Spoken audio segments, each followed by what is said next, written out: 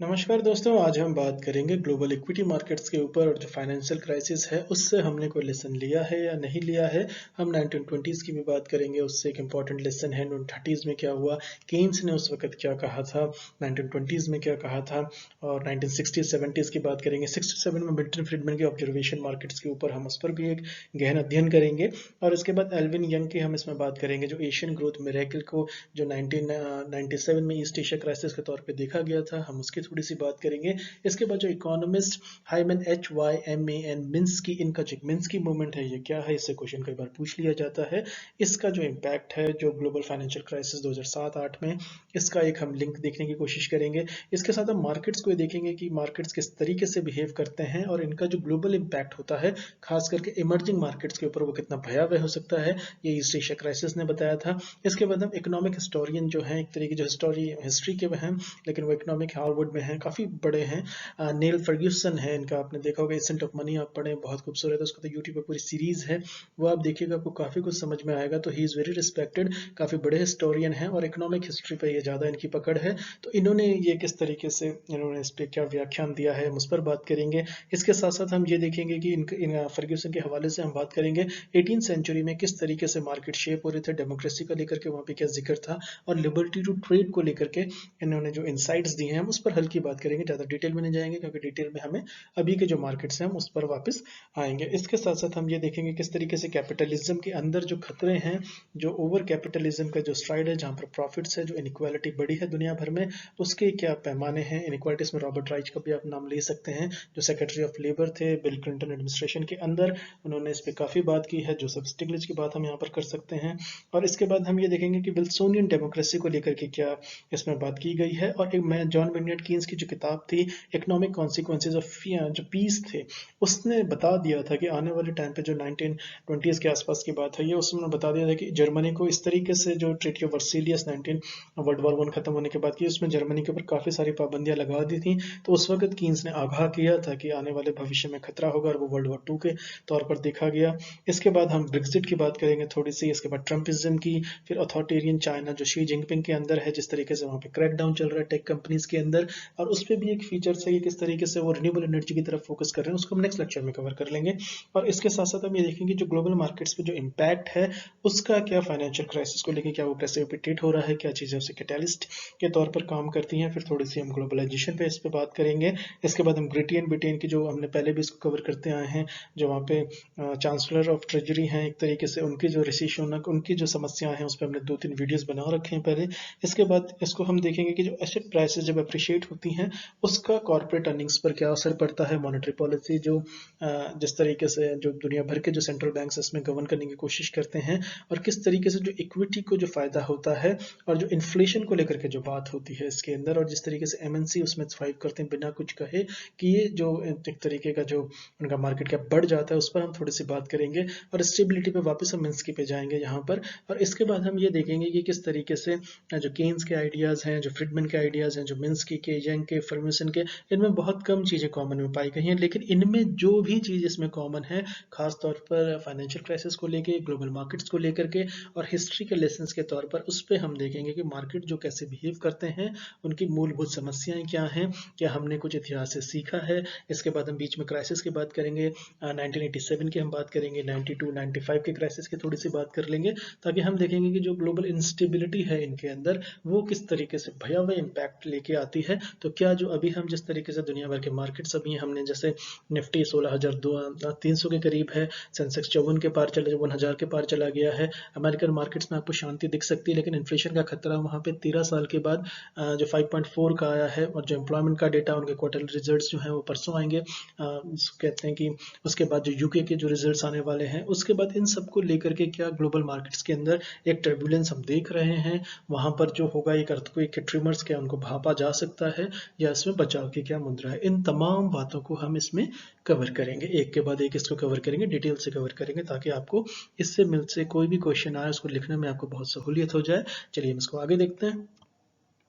इसके बाद जो हम इसको अगर हम शुरू करें तो हम ये देखते हैं कि जो इन्वेस्टमेंट का जो एक तरीके से आप लैंडस्केप है या जो कैनवस है, वो एक तरीके से आपको एक शांति भरा दिख सकता है, आपको एक खामोशी भरता हुआ दिख सकता है, लेकिन उसके अंदर जो इनहेरेंट ट्रिमर्स होते हैं, जो एक उसके अंदर बीज होते हैं, जिस तरीके से वो पूरी दुनिया को शेक करने की, जैसे आपने 2007-8 का जो लेमन ब्रदर्स के साथ हुआ, पहले सबने का सब मॉर्गेज क्राइसिस है, सब प्राइम मॉर्गेज क्राइसिस है, उसके बाद किस तरीके से फाइनेंशियल और जिस तरीके से यूके की इकोनॉमी बैठी, यूरोपियन यूनियन बैठा, थोड़ी सी हम इसमें क्रिस्टियानो लिगार्ड की बात करेंगे, ग्रीस की भी थोड़ी सी बात कर लेंगे। तो उन जो मार्केट्स हैं जिस तरीके से बैठे हैं, जर्मनी को एक तरीके से इसमें हम देखेंगे किस तरीके से उसने एक तरीके से बेनिफिट लिया है, चाइना के हम थोड़ा सा इस पर जिक्र करेंगे। तो इन तमाम चीज़ों के अंदर जो मार्केट्स के अंदर जो टर्बुलेंस आती है, तो वो उनका ग्लोबल इफेक्ट कैसे होता है, हम ईस्ट एशिया क्राइसिस में हम देख चुके हैं, ये 1997 में हम देख चुके हैं, उसके बाद रशियन रूबल का जो क्राइसिस था उसको हमने देखा है, तो उसके बाद ये ग्रेट रिसेशन की तो हम बात करते ही रहते हैं। तो इसके बाद जो है ये सारी चीज़ों से क्या कोई हमने लेसन सीखा है, या इनसे हमने कुछ आगे जो इनसे जो आगे दिक्कतें आती हैं मार्केट्स के अंदर, हम उस पर डिटेल से बात करेंगे। चलिए हम इसको देखते हैं। तो ग्लोबल इक्विटी मार्केट्स जो हैं अभी ऑलमोस्ट सारे जो हैं, जैसे डाउ जोन्स है वो भी ऑल टाइम हाई पे इस समय गया है, यानी कि नियर या ऑल टाइम हाई पे सारे मार्केट्स तकरीबन तकरीबन हैं। तो इससे जो चीज़ निकलती है वो ये निकलती है कि जो बॉन्ड यील्ड्स हैं उनका गिरना जो है फिलहाल जो है वो बंद हो गया है बॉन्ड यील्ड्स का। तो उससे क्या है कि करेंसी मार्केट्स में एक थोड़ी नरमी दिख रही है, या एक थोड़ी शांति दिख रही है, या एक कामनेस उसमें नजर आ रही है। तो जैसे ऑल टाइम हाई पे हैं, उसके बाद बॉन्ड यील्ड्स का गिरना रुका है, उसके बाद करेंसी मार्केट से, तो आप ये चेन देखिए। आप इसके साथ साथ आप ये देखते हैं कि जो मार्केट्स के अंदर जो एक फेयर सिग्नल के तौर पर एक सिंड्रोम होता है, तो जो ये बताता है कि जो इक्विटी की जो वोलेटिलिटी है जब वो नीचे ट्रेड कर रही होती है, तो वो साइन होता है इन्वेस्टर्स के लिए कि वो एंटिसिपेट करें कि आने वाले टाइम पे वोलेटिलिटी या रक्षन्स की जो बात होती है उसमें उनसे उनको दो चार होना पड़ेगा, उससे काफ़ी सारी समस्याएं जो है वो जटिल हो जाएंगी उनके लिए। तो इस संदर्भ में हम इस लेक्चर को बेस कर रहे हैं।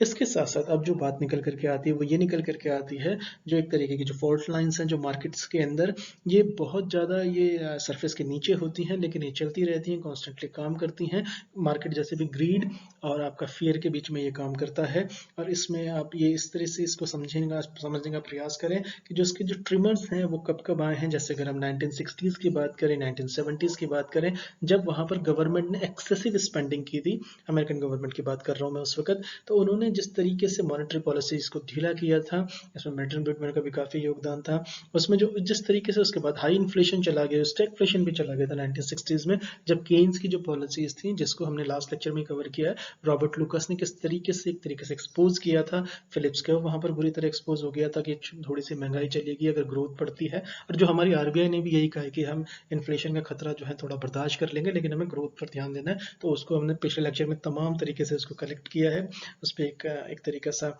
उस पर बात की गई है। तो हम अगर वापस इस पे आते हैं तो हम ये देखते हैं कि जिस तरीके से 1960-70s के अंदर 70s के अंदर गवर्नमेंट एक्सेसिव, जिसको केन्जियन मेथड्स भी कह सकते हैं हम, तो गवर्नमेंट स्पेंडिंग हुई, क्योंकि जब इस तरह के मार्केट जब स्लम्प्स में आते हैं तो प्राइवेट इन्वेस्टर्स का जो कॉन्फिडेंस कम होता है, रिस्क इन्वेस्टमेंट और लॉन्ग टर्म इन्वेस्टमेंट्स में नहीं जाते, तो सरकारों को आना पड़ता है। ये दुनिया भर में देखा, और वेस्टर्न वर्ल्ड में तो ये बहुत बार देखा गया है, लेकिन वेस्टर्न वर्ल्ड हमें डेवलपिंग कंट्रीज को, या जो एलडीसीज हैं, लीस्ट डेवलपिंग कंट्रीज हैं, उनको इनसी पॉलिसीज लगाने के लिए मना करते हैं। लेकिन आप इसमें चाहे जॉन टेलर पढ़ें, आप चाहे रॉबर्ट राइच पढ़ें, इवन स्टिग्लिच आप पढ़ें, तो आपको पता लगेगा कि अमेरिका ने कब कब ये केन्जियन मेथड्स यूज़ किए हैं। इसके बाद आप देखते हैं कि जो उन्होंने मॉनेटरी पॉलिसी को थोड़ा सा उसमें एक लचीलापन दिया। तो इसके साथ साथ हम ये पाते हैं इतिहास से कि जो मिड 1980s से और जो 2008 तक, इसमें क्या हुआ कि एक तरीके से काफ़ी सारी बोरिंग हुई। इसमें ग्लास-स्टीगल एक्ट आपको पता होना चाहिए, ये क्वेश्चन पूछा जाता है। ये दरअसल बिल क्लिंटन ने इसे फाइनली रिपील कर दिया था। इसको इन्होंने काफ़ी ज़्यादा इसको एक तरीके से इसमें काफ़ी ज़्यादा लूप होल्स थे, जिसमें इन्वेस्टमेंट बैंकर्स को जो था कि वो मार्केट्स के अंदर नहीं आएंगे। गोल्डमैन सैक्स की एक अलग कहानी है। तो इस ग्लास स्टीगल एक्ट पर हम कभी किसी दिन डिटेल से बात करेंगे, बहुत इंटरेस्टिंग टॉपिक है वो। तो उसको फाइनली रिपील कर दिया गया था बिल क्लिंटन एडमिनिस्ट्रेशन के अंदर। तो उसके बाद हम ये पाते हैं कि 1980s के अंदर और ये अंटिल 2008 की अगर हम बात करें, तो इसमें बोरिंग्स काफ़ी हुई थी, और इसमें क्वेश्चनेबल फाइनेंशियल प्रैक्टिसेस जो थी, जिन्होंने मार्केट क्राइसिस को एक तरीके से प्रेसिपिटेट किया या उसकी वजह बनी। और उसमें जो सबसे प्रमुख कारण था, जैसे अक्टूबर का जो क्रैश था 1987 का, इसमें अगर आप ग्रीनस्पैन को भी पढ़ेंगे तो आपको उसमें भी काफ़ी कुछ क्रिटिक पढ़े। हम ग्रीनस्पैन पढ़ेंगे तो आपको सब कुछ बहुत अच्छा अच्छा लगेगा। आप बेन बर्नांकी को पढ़ें, उसमें भी आपको अच्छा अच्छा लगेगा। लेकिन अगर आप उसका क्रिटिक पढ़ते हैं तो आपको पता लगेगा कि क्या क्या गलतियां ग्रीनस्पैन से हुई हैं। तो जो 17 साल के लिए वो फेड चेयरमैन रहे हैं, तो उनके उस पर भी एक सेपरेट लेक्चर बन सकता है। लेकिन फिलहाल हम वापस इस टॉपिक पर आते हैं। तो हम ये पाते हैं कि जो क्राइसिस हुआ था 1987 का, उसके बाद 1992 का, उसके बाद 1995 का, फिर ये रिपीट हुआ था 2001 के अंदर। और जो बिग वन तो सबको पता ही है, 2007-8 का जो सब प्राइम मॉर्गेज से शुरू हुआ था, लेमन ब्रदर्स से शुरू हुआ था, और किस तरीके से दुनिया भर में वो फैल गया था और किस तरीके से सारी इकोनॉमी अभी भी काफ़ी सारी अर्थव्यवस्थाएं जो हैं उससे रिकवर नहीं कर पाई हैं। तो अगर हम ये देखें कि जिस तरीके से अभी कोविड का जो खतरा है, जो कोविड आ गया है, इसने जिस तरीके से पिछले साल से सारी इकोनॉमीज को एक तरीके से इकोनॉमिकली, जो वेस्टर्न इकोनॉमीज थी, आप उनका देखें जिनका हेल्थ केयर इतना अच्छा था, सब कुछ था, लेकिन वहाँ पर भी जो था कि बेल आउट पैकेजेस की बात है, स्टिमुलस की बात है, तो अमेरिका का आप स्टडी करें तो वो बहुत सारा दिया गया है। तो उसमें जो ये देखें अभी भी $1 ट्रिलियन की बात चल रही है वहाँ पर। और इसके बाद अगर आप ये देखते हैं कि जो पैंडेमिक ने एक तरीके से एक्सपोज किया है जो हमारा पब्लिक हेल्थ प्रोविजंस में जो एक इनडिक्वेंसीज थी, उसको भी एक्सपोज किया है। तो ये एक तरीके का, ये ऐसा नहीं है कि एकदम से कोई होता है, तो ये धीरे धीरे प्रेसिपिटेट कर एक्यूमुलेट होता है और फिर ये सरफेस पे आ जाता है, और फिर तब तक बहुत देर हो चुकी होती है। तो उसको बचने के लिए, लेकिन ये प्रेसिपिटेट ये काफ़ी वक्त से कर रहा होता है। तो इसमें अगर ये देखें छोटे मोटे ट्रिमर्स आते रहते हैं तो उनको मार्केट सेंटिमेंट खराब ना हो जाए, इसलिए बैंक्स भी इसको खुला बोलने से डरते हैं। जैसे अभी आप देखेंगे सबने हमारे इंडियन मार्केट्स के अंदर ग्रोथ की जो रेट थे उसके प्रोजेक्शंस को वापस लिया, चाहे वो IMF हो, चाहे वर्ल्ड बैंक हो, खुद का RBI अपने उसने जो है उसने 9.5 पे ही रखा है। लेकिन तो क्योंकि मार्केट सेंटिमेंट्स को अगर बताएं, सरकारें इसको छुप जब तक हो सके इसको ढकने की कोशिश करते हैं, दुनिया भर की सरकारें ऐसा करती हैं ताकि पब्लिक के अंदर एक जो है सेंटिमेंट ना रहे और चीज़ें जो है, लेकिन सेंट्रल बैंक्स के बस की भी बाहर नहीं होती। अगर करेंसी डिवेल्यूएट कर जाती है उस वक्त जो सेंट्रल बैंक्स हैं वो एक्सपोज हो जाते हैं। तो इस पर हम फिर कभी डिटेल से बात करेंगे। तो वापस हम इसी टॉपिक पर रह के हम ये पाते हैं कि जो एक तरीके से ये जो थे इसको इग्नोर करना जो होता है वो बहुत बड़ी इकोनॉमिक कॉस्ट के तौर पर ये सामने आ जाता है। जैसे हमारी अगर कोविड से पहले हम अपनी अर्थव्यवस्था की बात करें तो उसमें 7-8 क्वार्टर से हमें साफ साफ साइन दिख रहे थे, लेकिन उस वक्त chief economic adviser green shoot theory लेके आ गए। उन्होंने कहा ग्रीन शूट्स मुझे नजर आ रहे हैं। अब पता नहीं उनको, उन पूरी दुनिया में पूरे हिंदुस्तान में सिर्फ वो नजर आ रहे थे। उसके बाद 7-8 क्वार्टर में जो इकोनॉमी की जो खस्ता हालत थी, उसके बाद जो ऑल टाइम अनएम्प्लॉयमेंट का, तो इनको हमने जिस तरीके से उस तरीके से एड्रेस नहीं किया या वॉर फुटिंग पे एड्रेस नहीं किया जिसका खामियाजा, और कोविड ने आके इसके इफेक्ट्स को और ज़्यादा बढ़ा दिया। तो इनको अगर आप इग्नोर करते हैं या इनसे टाइम पे एड्रेस नहीं करते हैं तो उसकी एक ग्रेट इकोनॉमिक कॉस्ट के तौर पर एक ये महा में जैसे कोविड का तो एक एक्सेप्शनल केस है, ये इसने किसी को नहीं पता था पूरी दुनिया में ऐसा कुछ भी हो जाएगा। लेकिन अगर ये कोविड नहीं भी आता तो भी हमारी इकोनॉमी जो है 7-8 क्वार्टर्स में वो सिंक कर ही रही थी। तो अब हम बात कर लेते हैं जो इसी पर्टिकुलर लेक्चर के अंदर, अगर हम मिल्टन फ्रीडमैन की बात करें जो कि बहुत बड़ा नाम है, नोबेल प्राइज विनर है ये अर्थशास्त्र के अंदर। तो 1967 में इन्होंने हाईलाइट किया था एक तरीके से कि किस तरीके से जो ये फ्लॉड इकोनॉमिक एनालिसिस हैं और जो मिसगाइडेड पब्लिक पॉलिसीज हैं, ये क्रिटिक था उनके अमेरिकन सरकार के लिए कि किस तरीके से जो इकोनॉमिक एनालिसिस में जो त्रुटियां हैं और जो मिसगाइडेड पब्लिक पॉलिसी रही है सरकारों की, उसने किस तरीके से इन्फ्लेशन को बेतहाशा बढ़ा दिया है और ये स्टैगफ्लेशन तक पहुंचा दिया था। और उसके बाद जो था उसने फिर ये अगली डेकेड को दे दिया। तो उस समय सरकारों के पास बहरहाल जो होते हैं वो तीन ही तरीके होते हैं रेवेन्यू जनरेट करने के, या तो वो जो है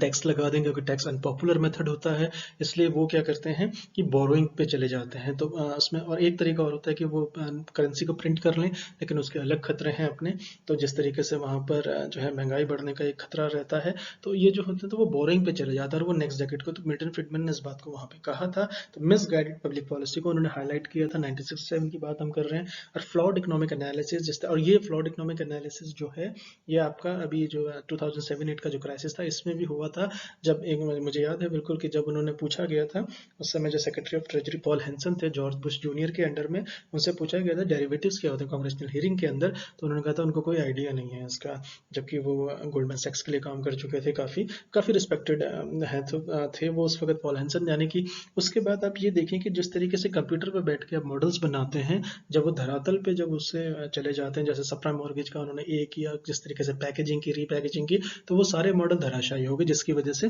प्रेसिपिटेट हो गया था वो क्राइसिस। तो उस तरीके की लिमिटेशन तो होती ही है उन मॉडल्स के अंदर। और मैं अर्थशास्त्र के हवाले से आपको बता सकता हूँ कि मॉडल जो है ये काफ़ी ज़्यादा दुश्वार होते हैं, क्योंकि काफ़ी सारे सिंप्लीफाइड एजम्पशंस मान करके चलते हैं, लेकिन जब आप रियल वर्ल्ड में एंटर करते हैं तो अगर उसमें कुछ भी अगर इधर उधर हिल जाता है या एक्सपेक्टेशन के अनुरूप काम नहीं करता तो सारा का सारा मॉडल कोलैप्स कर जाता है। खैर बहरहाल इस बात को अगर हम आगे बढ़ाते हैं तो इन्होंने जिस तरीके से 1990s की अगर हम बात करें, 1967 में मैंने फ्रीडमैन का जिक्र किया। इसके बाद अगर हम 1990s की बात करें तो एल्विन यंग करके जो एक एशियन ग्रोथ मिरेकल, जो ये इन्होंने इसको एक्सप्लेन किया था, तो इन्होंने ये इकोनॉमिस्ट काफ़ी रिप्यूटेड है। इन्होंने ये कहा था कि जो एशियन ग्रोथ मिरेकल, जिस तरीके से south Asian east Asia tigers कहा जाता था उन्हें, तो एक्सेसिव इन्वेस्टमेंट पे वो उनका एक तरीके से बिल्ड हो रहा था। और इसी के साथ साथ मैं आपको एक बताता हूँ कि एक जो ये बबल थ्योरीज होती हैं ये भी काफ़ी मायने रखती हैं। तो एक तरीके से ईस्ट एशियन मिरेकल जो था ये 1967 में आसियान जब बना, उसके बाद इन्होंने जिस तरीके से छोटी छोटी कंट्रीज, जो 13 मेंबर कंट्रीज ने इकोनॉमिक ब्लॉक बना के काफ़ी तरक्की की, उसमें उनके प्लस फीचर्स भी बहुत, ऐसे कोई इनकार नहीं है। लेकिन इन्होंने ये कहा था कि जो ईस्ट एशिया का जो ग्रोथ मिरेकल था उसका जो आधार था, वो जो बिल्ड हुआ था, वो एक्सेसिव इन्वेस्टमेंट के तौर पर बिल्ड हुआ था। यानी उसमें दुनिया भर से जो उसमें पैसा लगा था और उसकी जो कमियां थी, वर्नेबिलिटी थी जो उसकी, वो एक्सपोज हो गई थी 1997 में, जब थाईलैंड के अंदर जो BHT, जो थाईलैंड बैट का जो उनकी जो करेंसी है, वो जब डिवेल्यूएट होनी शुरू हुई, एंट्रिंग वेव्स जब मार्केट क्राइसिस में वो तब्दील हो गई। और उसके बाद मुझे बिल्कुल याद है IMF के जो हेड थे उस वक्त, उन्होंने उसमें जियांग जमीन, जो उस वक्त चाइना के प्रेसिडेंट थे, उनको उन्होंने रिक्वेस्ट की थी कि आप अपनी करेंसी को और डिवेल्यूएट ना करें, वरना ये सारी जो कंट्रीज हैं इनका जो टर्मोइल आएगा वो बहुत। तो उन्होंने एश्योर किया था जियांग जमीन ने कि हम अपनी करेंसी को डिवेल्यूएशन नहीं करेंगे एक्सपोर्ट कम्पिटिटिव के लिए। इसके रीजंस तो ये बहुत इंपॉर्टेंट है, अगर कभी हम ईस्ट एशिया क्राइसिस एक्सप्लेन करेंगे तो ये बहुत इंटरेस्टिंग स्टडी है। और इसके बाद रशियन रूबल वाला क्राइसिस हो गया था। तो इसी बात को अगर हम आगे बढ़ाते हैं तो हम ये देखते हैं कि काफ़ी वक्त से इन्होंने जिन चीज़ों को नज़रअंदाज किया, जब फ्लाइट ऑफ कैपिटल, अब ये आप पूछ सकते हैं कि इसकी वजह क्या थी।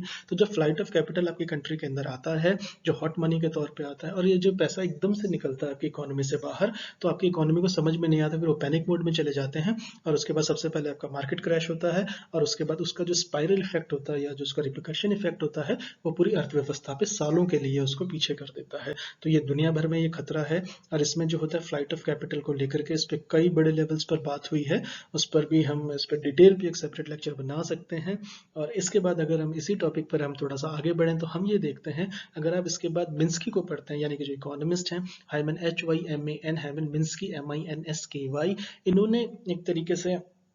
एक थीसिस बनाई। इन्होंने अपने कैरियर में काफ़ी काम किया, उन्होंने इस थीसिस पे काफ़ी काम किया। तो इन्होंने ये बताया था अपने थीसिस के अनुसार कि जो स्टेबिलिटी है, जो शुरुआती स्टेबिलिटी दिखती है आपको या प्रोस्पेरिटी दिखती है, वो हमेशा जो है या काफ़ी मरतबा जो है इनस्टेबिलिटी की तरफ लीड करती हुई दिखती है। अगर आपने एडिक्वेट मेजर्स नहीं लिए तो ये कैटास्ट्रॉफिक भी हो सकता है अर्थव्यवस्था के लिए। तो ये क्वेश्चन कई बार पूछा जा सकता है, तो आप इसे रिलेट कर सकते हैं। तो इसके बाद जो इनका जो काम था उसको इग्नोर किया था लेंडर्स ने, जो होम ओनर्स थे और जो ओवरली कॉन्फिडेंट सेंट्रल बैंकर्स थे। तो मिन्स्की मूवमेंट हमारी एज का जो है, अगर हम इसको देखें लास्ट डेकेड की अगर हम बात करें, तो ग्लोबल फाइनेंशियल क्राइसिस के तौर पर ये रिजल्ट हमें समझ में आया कि जो शुरू में स्टेबिलिटी नजर आ रही थी वो अनस्टेबिलिटी को लीड कर गई और उसको एड्रेस नहीं किया गया एडिक्वेटली। तो उसके बाद वो कैटास्ट्रॉफिक ग्लोबल फाइनेंशियल रिसेशन के तौर पर पूरी दुनिया ने उसके परिणाम को भुगता है। इसके बाद जो हमारी यहाँ इकोनॉमी में कह सकते हैं कि हमारी इकोनॉमी पे इतना इफेक्ट नहीं हुआ था, क्योंकि उस वक्त हमारे जो बैंक्स थे वो लिंक नहीं हुए थे। और उस वक्त जो YV रेड्डी साहब थे, जो उस समय गवर्नर थे RBI के, उन्होंने इस पर बहुत काम किया था। काफ़ी रेप्यूटेड नाम है डॉक्टर YV रेड्डी का। तो उन्होंने एक तरीके से उसमें जब इन्होंने आकर के प्रेस ब्रीफिंग की थी RBI के गवर्नर, आप समझें कि ICICI के जो शेयर्स थे वो उसमें थोड़ा सा हिस्सा उन्होंने वहाँ पे लिया हुआ था लेमन ब्रदर्स के अंदर। तो YV रेड्डी को आकर के कहना पड़ा कि ICICI बैंक सिक्योर्ड है, इतना बड़ा स्टेक नहीं है। तो अगर ये समझें कि उन्होंने जिस तरीके से वॉर फुटिंग पे एड्रेस किया था उस क्राइसिस को, और दूसरा हम उस तरीके से इंटीग्रेटेड थे भी नहीं उस वक्त। हमारी बैंकिंग जो थी काफ़ी हद तक रेगुलेटेड थी, एक साउंड प्रिंसिपल्स पे बेस्ड थी। उसके बाद जो क्या कहते हैं उसको, क्या सुब्रमण्यम साहब आए थे उसके बाद, तो उन्होंने जो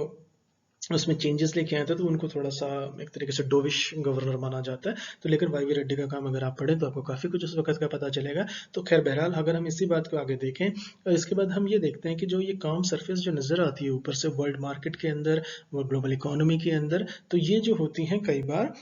जो होती हैं, इसमें अगर अनप्रेसिडेंटेड पेंडेमिक आ जाए, या कोई बायोडाइवर्सिटी का लॉस हो जाए, या इसमें क्लाइमेट चेंज की तरफ से कुछ आ जाए, या कोई पॉपुलिज्म मेजर्स जो है वो सरकारों को अपने यूज़ करने पड़े, इलेक्शंस आ जाए उस वक्त, या एंटी ग्लोबलाइजेशन की वेव स्ट्रांग हो जाए, या किसी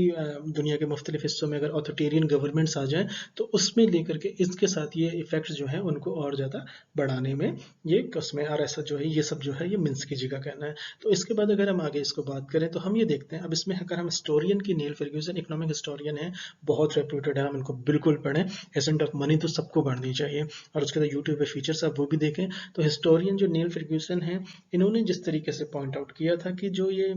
कॉमन फॉल्ट लाइन्स हैं और जो चैलेंज है जो ये सोसाइटी के अंदर, सोसाइटी के बदलते मूल्य हैं, खास करके जो मिडिल क्लास इकोनॉमी जो है वेस्ट की खास करके, और उनके जो रूल्स हैं ये समय समय पर बदलते रहते हैं, और इनको जो है कि एंटिसिपेट अगर नहीं किया गया सही से तो ये भयावह या कैटास्ट्रॉफी हो सकता है। इन्होंने इसको साबित करके दिखाया, मैं आपको अभी आगे बताता हूँ। तो जैसे कि इन्होंने ये कहा था कि जो मार्केट का जो बेसिकली सेंटिमेंट होता है दुनिया भर के मार्केट्स का, और ये बात सही भी है, हमने सब टाइम एंड बाय इसको टेस्टिफाइड है। इन्होंने कहा कि जो ट्रस्ट पे बेस होता है कि उसमें लॉ से चलेगा, उसमें रूल ऑफ लॉ होगा, उसमें कोई फ्रॉड नहीं हो जाएगा। तो उसके बाद जो है कि ये जो लॉ होता है ये गवर्नमेंट की तरफ से एक एश्योरेंस के तौर पर आता है, सेंट्रल बैंकिंग की तरफ से या रेगुलेटरी अथॉरिटीज़ की तरफ से। तो डेमोक्रेसी के अंदर जो ये होता है कि ये एक तरीके का कंसेंट होता है इसमें सरकार का, और अगर ये डेमोक्रेसी ना हो किसी मुल्क के अंदर, अगर ऑटोक्रेसी हो, तो वो जो पावरफुल होता है फिर वट एवर ही सेज वही लॉ होता है। तो इसमें जो होता है कि अगर हम नील फर्ग्यूसन के अनुसार जो उन्होंने स्टडी की है, उन्होंने ये बताया है कि 18th सेंचुरी में जो डेमोक्रेसीज थी और जो काफ़ी सारी ऑटोक्रेसीज भी थी, उन्होंने ये देखा कि ये अगर ये मार्केट को सपोर्ट करती हैं, उनको एक रेगुलेट करने की कोशिश करती हैं, उनमें एक स्टैब्लिशिंग नॉर्म्स को बनाती हैं, और उसके रूल्स ऑफ कंडक्ट में पारदर्शिता लाती हैं, ट्रांसपेरेंसी लाती हैं, और प्रॉपर अकाउंटेबिलिटी इंश्योर करती हैं। तो लॉ जो है वो काफ़ी हद तक जो है प्रॉपर्टी राइट्स को प्रोटेक्ट करते हैं, और जिसका जो रिजल्ट निकलता है अकॉर्डिंग टू फर्ग्यूसन, उनको वो लिबर्टी टू ट्रेड में जाता है। और लिबर्टी टू ट्रेड होगी तो एक तरीके की प्रॉस्पेरिटी या एक काफ़ी लंबे पीरियड्स में जो एक इकोनॉमिक स्टेबिलिटी का आधार तैयार होता है। लेकिन अगर ऐसा कुछ नहीं करती हैं सरकारें तो इसके कैटास्ट्रॉफिक इफेक्ट्स होते हैं। अब बात हम डेमोक्रेसी की कर लेते हैं थोड़ी सी। तो डेमोक्रेसी जो है ये कंफर्टेबल है एक तरीके से कैपिटलिज्म के साथ, जहाँ पर जो वोटिंग पावर है ये जो है ये प्रोपोर्शनेट होती है इनकम और वेल्थ के हिसाब से। कई बार रिग्ड इलेक्शंस होते हैं, कई बार इनमें जो कैंपेन, अगर आप यूएस इलेक्शंस को देखें, अभी रिसेंटली देखें किस तरीके से प्रोपोगेंडा इन्होंने चलाया था, किस तरीके से आप फेसबुक का कैम्ब्रिज एनालिटिका का देखें, तो यानी इनके पीछे जो पूरा का पूरा, जैसे प्रेसिडेंट जब व्हाइट हाउस के अंदर एंटर करता है तभी से वो नेक्स्ट इलेक्शन के लिए प्रिपरेशन वहाँ से शुरू हो जाती है। तो इसको ये देखें, अगर आप इंडियन इकोनॉमी का भी ये देखें तो इसमें क्या है कि जिस तरीके से आपका ये है, इसमें सोशल मेजर्स हो रहे हैं एक तरफ, लेकिन बड़े तौर पर जो फंडिंग ज़्यादा मेनली है वो किस तरीके से इकोनॉमी को और खोल दिया जाए। तो जब आप इकोनॉमी को बहुत खोल देते हैं या कुछ फ्यू हाथों में दे देते हैं तो उसके अपने इसमें जो है खतरे पहले से मौजूद होते हैं। तो ये दुनिया भर में देखा गया है। इसके बाद जो ऑटोक्रेट्स होते हैं वो काफ़ी ज़्यादा रिजेंट करते हैं पावर को शेयर करने के लिए, और जैसे कि आप चाइना का एग्जाम्पल है, हम उस पर भी डिटेल से बात करेंगे, अभी इसी लेक्चर में करेंगे। तो इसके बाद अगर आप देखते हैं किस तरीके से कैपिटल एक्यूमुलेट होती है, और कैपिटलिज्म जो है वो क्रिएट करती है प्रॉस्पेरिटी को, खुशहाली को क्रिएट करती है, और लिबरलिज्म को थोड़ा सा एक तरीके से थोड़ा सा जिसको कहते हैं कि थोड़ा सा कहते हैं, अगर आप अपने लिबरलिज्म को थोड़ा सा सेक्रीफाइस करें अपने राइट्स को, जिस तरीके से स्नूपिंग है, जिस तरीके से पुलिस स्टेट्स की तरफ है, तो उसमें क्या होता है कि विली नीली जो है वो अपने रफली वो चले जाते हैं आगे, अपने विल को लेके चले जाते हैं, लेकिन इसके भी खतरे हैं। तो इसके बाद जो इकोनॉमिक पावर होती है ये स्ट्रेंथन करती है जो ऑटोक्रेटिक सरकारें हैं। जैसे कि आप चाइना का एग्जांपल इसमें ले सकते हैं। अगर चाइना इकोनॉमिक सुपर पावर नहीं होता, अमेरिका के बाद दूसरी सबसे बड़ी अर्थव्यवस्था नहीं होता, तो वहाँ पर हालात संभालना बहुत मुश्किल हो जाता। लेकिन बहरहाल वहाँ पर जो है कि जो सरप्लस इनकम है, जो मुझे बिल्कुल याद है, उसमें जो थी $3 ट्रिलियन का उन्होंने कर्जा रिसेशन के वक्त अमेरिका को दिया हुआ था। तो उसमें जो है कि हिलरी क्लिंटन, उसमें कहा जा रहा था कि अपने बैंकर से आप नहीं लड़ सकते हैं। तो ओबामा एडमिनिस्ट्रेशन के अंदर ये काफ़ी बात हुई थी, तो you cannot twist your arm of your banker. तो ये स्टेटमेंट हिलरी क्लिंटन काफ़ी ज़्यादा पॉपुलर हुई थी इस वक्त। तो अगर आप ये देखते हैं कि कैपिटलिज्म जो है ये एक तरीके की ये कोशिश करता है कि जो पावर है ये एक ओलिगार्क सिस्टम की तरफ चले जाने की, कुछ हाथों में कंसंट्रेट हो जाए।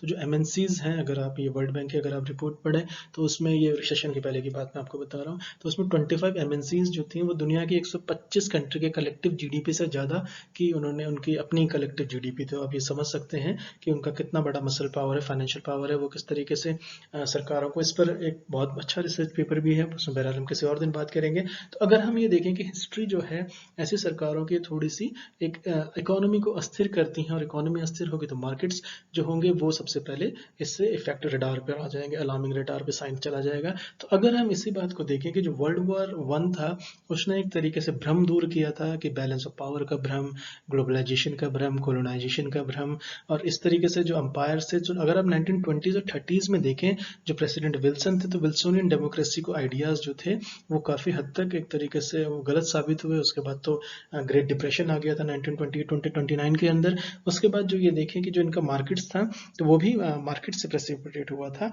तो अगर उनके जो कंटेम्प्रेरीज देखें तो जैसे जॉन मेynard कीन्स ने 1920 में भी ये कहा था कि उन्होंने जो इकोनॉमिक कॉन्सिक्वेंसेस ऑफ पीस था उन्होंने उस वक्त महसूस कर रहे थे कि जर्मनी को इतना स्क्रू कर दिया गया है कि आने वाले टाइम पे जर्मनी से कोई अगर एक लीडरशिप इसमें रिवॉल्ट करती है जो ट्रीटी ऑफ वर्साइलेस की कंडीशंस को लेकर के, तो पूरी दुनिया को उसके खामियाजा भुगतना पड़ेगा। जो बाद में ये बात साबित हुई, जो हिटलर का जो राइज हुआ वो इकोनॉमिक जो जिस तरीके से वर्ल्ड वॉर 2 के बाद जो जर्मनी से एक तरीके से जिस तरीके से जर्मनी को पेनलाइज किया गया था तो वो एक हद से ज़्यादा चला गया था। तो उसका एक कलेक्टिव जो हिटलर की राइज में उसने काफ़ी हद तक काम किया। तो ये बात केन्स ने 1920 में ही बता दी थी। तो अगर हम मौजूदा वक्त में देखें तो अगर हम ब्रेग्जिट को देखते हैं, जिस तरीके से यूके जब अलग होने के लिए था तो वहाँ के जो एल्डर सीनियर सिटीजन के तौर पर देख सकते हैं उन्होंने कहा था कि हमें अलग होना है, लेकिन यंग जनरेशन चाहती थी कि वो यूरोप के साथ बने रहें। तो इस पर काफ़ी ज़्यादा बातें हुई। बहरहाल इसमें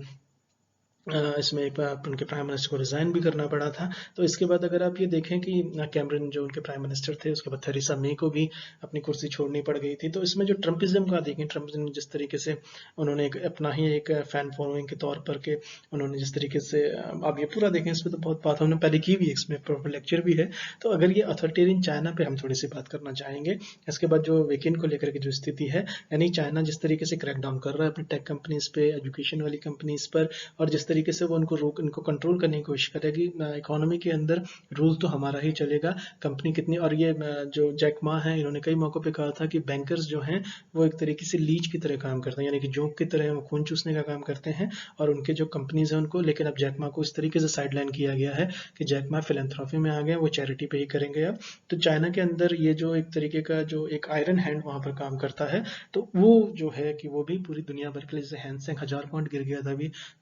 क्या कहते हैं, जब 16,000 होने वाला था उससे 4 दिन पहले जो मार्केट्स गिरे थे। उसके बाद जो था कि दुनिया भर में इसके टेक कंपनीज के जो शेयर्स गिरे थे उस वक्त, तो एक मार्केट के अंदर एक अनस्टेबिलिटी, अनिश्चितता का माहौल आ गया था। तो उस अनिश्चितता के अंदर जो है काफ़ी सारे लोग उसमें सफ़र करते हैं, जो खास करके जो स्मॉल इन्वेस्टर्स होते हैं। अब हम इसमें बात कर लेते हैं कि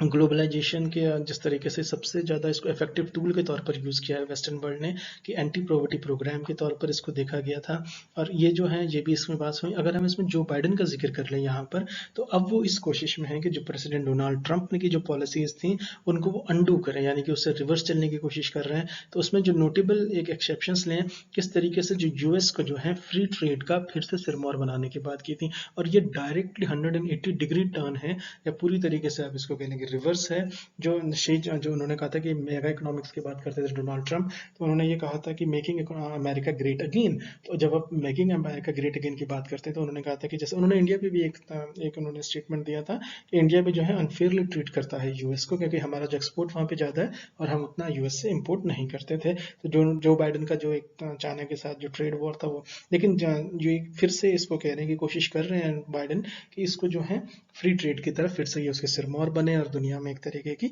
एक जिसको कहते हैं कि एक वापस चीज़ें जो हैं वो थोड़े ऑर्गेनाइज्ड हो जाएं। लेकिन शी जिनपिंग जो हैं वो एक तरीके से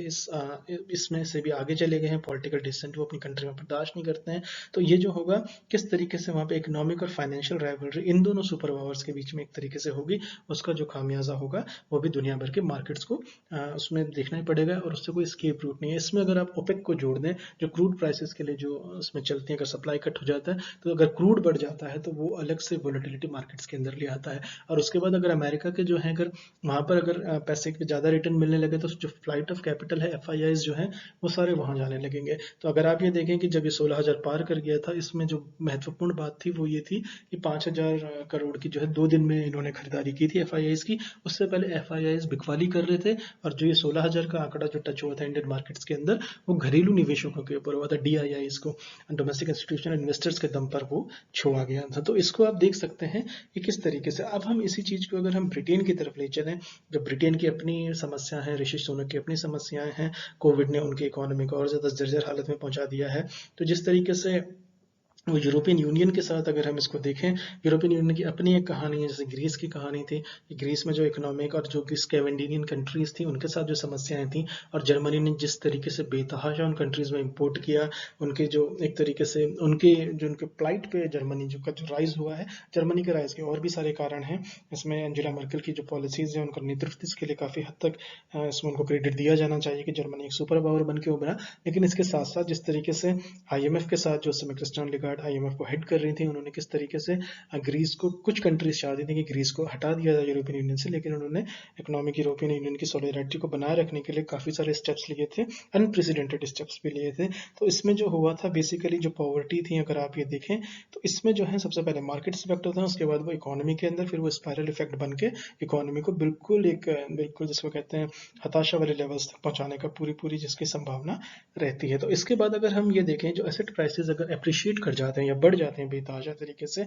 और जो एक तरीके से इसका जो मेन वजह होती है वो ये होती है कि अगर कॉर्पोरेट अर्निंग्स आपकी बहुत ज़्यादा स्ट्रांग हो जाती हैं और जो मॉनेटरी पॉलिसी है अगर वो आपके अनुकूल होती है, यानी कि बड़े कॉर्पोरेट्स के अनुकूल होती हैं, तो जिनसे क्या होता है कि जो बोरिंग कॉस्ट होती है अगर वो लोअर कर दी जाती है, इंटरेस्ट रेट लो कर दिया जाता है, तो उसका भी फायदा इन कॉर्पोरेट्स को मिलता है, और ये बिना कि ये जो है इनका market cap markets share markets के अंदर वो बेतहाशा तरीके से बढ़ सकता है। तो इक्विटीज़ जो होती हैं एक तरीके की प्रिविलेज एंजॉय करती हैं, जिस तरीके से यही एक एसेट है जो पॉजिटिव रिटर्न ऑफर करती हैं नेट ऑफ इन्फ्लेशन को तौर पर। वरना इन्फ्लेशन अगर आपकी सेविंग्स को खा जाएगा तो उसमें एक अलग इक्वेशन है, अलग डायनामिक्स, उस पर अलग घंटों बात हो सकती है। लेकिन बहरहाल हम इसको एक ही लाइन में हम यहाँ कहते हैं कि जो इक्विटी जो होती हैं ये प्रिविलेज है इनके पास कि ये एक ऐसी एसेट हो जाती है जो पॉजिटिव रिटर्न्स देती है नेट इन्फ्लेशन के ऊपर। तो ये क्वेश्चन कई बार एक लाइन में आपसे पूछा जा सकता है। चॉइस में जो 4 ऑप्शंस दिए जाएंगे उसमें से एक ये होगा, तो आपको ये ध्यान में रखना चाहिए। इसके बाद अगर हम स्टेबिलिटी की बात करें, हम वापस मिन्स्की पे जाते हैं,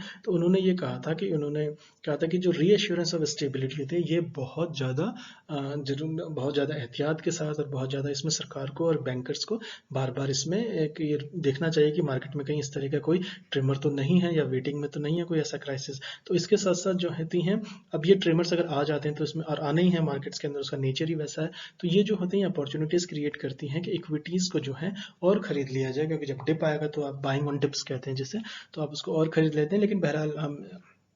इसको ये पाते हैं कि जो रैशनैलिटी होती है वो मार्केट्स के अंदर ऐसे में जो है वो ऑफन प्रिवेल नहीं करती है। तो अगर आप ये देखें कि अब जिस तरीके से जिसमें जो कॉमन्स की बात अगर हम यहाँ पे करें, तो जैसे अगर हम कहते हैं कि इसमें कई जैसे भी इसराइल का और ईरान का जो एक थोड़ा सा, ईरान ने जिस तरीके से टैंकर्स को मार गिराया था, उसके बाद जो एक मिडिल ईस्ट के अंदर जो एक टेंशन आ गया है, उसका जो इम्पैक्ट होगा वो दुनिया भर के मार्केट्स में होगा। तो जिन निवेशकों ने, खास करके जो स्मॉल निवेशकों ने किसी और सेंटिमेंट पे पैसा मार्केट में लगाया है, तो अगर वो पाते हैं कि उनके जो शेयर वैल्यू है वो 50-60% नीचे चली जाती है, तो इसका खामियाजा मतलब उनका कोई लेना देना नहीं है डायरेक्टली मिडिल ईस्ट में क्या हो रहा है, लेकिन मिडिल ईस्ट की वजह से जो क्रूड प्राइसेस में राइज आएगा, जो इंस्टेबिलिटी आएगी मार्केट के अंदर, दुनिया भर के मार्केट्स को वो परेशान करेगी। और उसके बाद मार्केट जैसे भी अमेरिका के अंदर इन्फ्लेशन बढ़ जाता है या उनका एम्प्लॉयमेंट का नंबर अच्छा नहीं आता है, तो उसका जो स्पाइरल इफेक्ट होगा, जिसको कहते हैं हम ग्लोबल मैक्रो, जिसको कहते हैं मैक्रो ग्लोबल इकोनॉमी के जो इफेक्ट्स होते हैं वो आपकी मार्केट्स को बिल्कुल इफेक्ट करेंगे, और मार्केट्स इफेक्ट होंगे उसके बाद इन टर्न जो है मार्केट्स फिर वापस आपकी इकोनॉमी को इफेक्ट करेंगे, और इकोनॉमी को इफेक्ट करेंगे फिर वो एक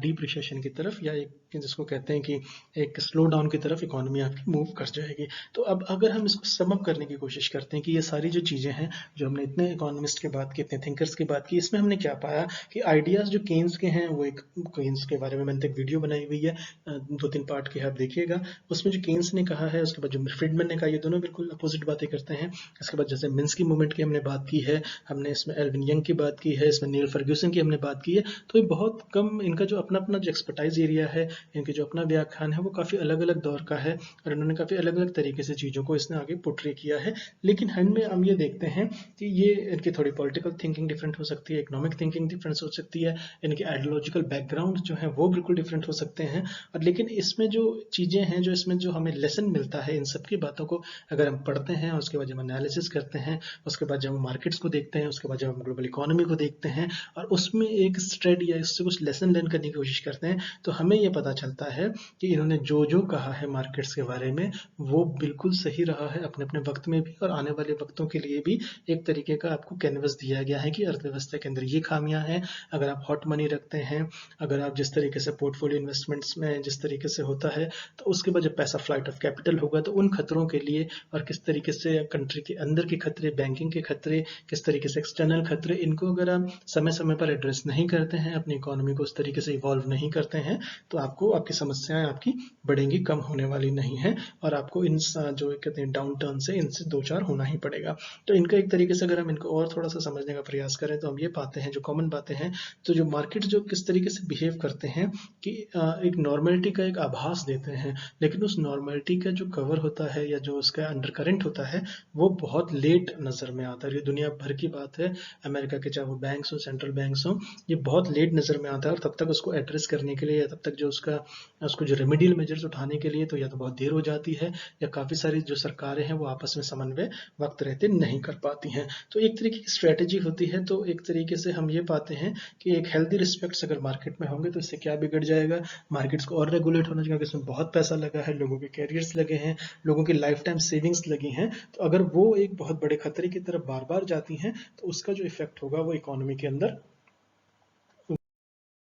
वो जो है कि वो भयावह रूप ले लेगा। और उसके साथ साथ जो दिक्कतें आएंगी, अगर आपके मार्केट्स वीक हो जाएंगे, उसके बाद जो आपकी इकोनॉमी पे इफेक्ट पड़ेगा, एम्प्लॉयमेंट पे इफेक्ट पड़ेगा। जैसे कि इसमें कई सारे अब ईस्ट एशिया का क्राइसिस है, रशियन रूबल का क्राइसिस है, 2007-8 का रिसेशन की इसमें बात देखी गई है। तो अब इसमें ये देखने की जो अभी का जो वक्त है, अभी जिस तरीके से ऑल टाइम हाई पे सारे मार्केट्स इस समय मूव कर रहे हैं, डाउ जोन 34,000 के पार गया है, जिस तरीके से सारे मार्केट्स अभी चल रहे हैं उसके हवाले से अगर आप ये कॉमन चीज़ें देखते हैं कि ये खतरा जो है ये कभी भी आ सकता है,